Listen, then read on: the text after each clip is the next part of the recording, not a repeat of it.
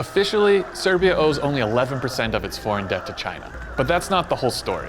When Radio Free Europe reached out to Serbia's national bank, they told us that detailed data on Serbia's debt is confidential. But a report released in October 2005 by Serbia's Public Debt Administration shows that about 11% of Serbia's external debt is owed to China's state-owned Export-Import Bank, worth roughly $3.3 billion.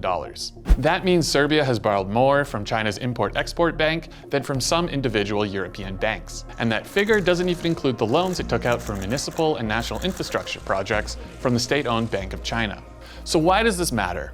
The answer is less about unrestricted debt and more to do with a lack of transparency and wide-ranging terms that make it so China can protect its investments. European banks have a very long list of political conditions that a loan candidate must meet: holding regular elections, ensuring freedom of speech, respecting human rights, unlike the Chinese conditions. With the Chinese, there are no political conditions at all, except that the borrower does not interfere in China's internal and foreign policies.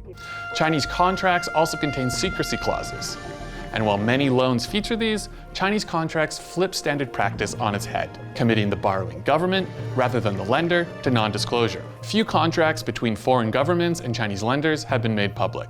But a study by the Center for Global Development based on 100 leaked and released contracts across 24 countries, including Serbia, found that all of the contracts signed with the China Development Bank and 43% of those with the Export-Import Bank of China included confidentiality clauses about the terms of the loans.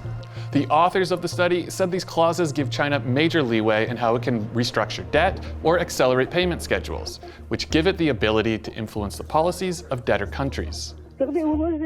Serbia enters into this because it's easier, because it's faster, because it's a face-to-face deal between the state and the company. It's not transparent, it's not open, there are no tenders. In Serbia, those concerns are even more pronounced, thanks to a 2009 agreement between China and Serbia that allows for direct public contracting, essentially sidestepping the public procurement process for big infrastructure projects and keeping contracts confidential. Currently, Serbia is repaying 14 loans to China's Export-Import Bank, ranging from an Expo trade ground to a new bridge in the heart of Belgrade, and a major project to modernize the railway connection to Hungary.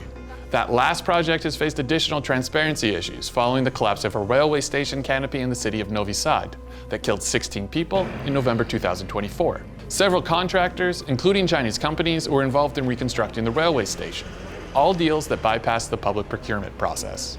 Serbian authorities insisted that the two Chinese companies were not to blame, and both firms stated that the station's concrete canopy was not part of the reconstruction work that they carried out. But cases like this highlight the risks of keeping these kind of details out of the public eye.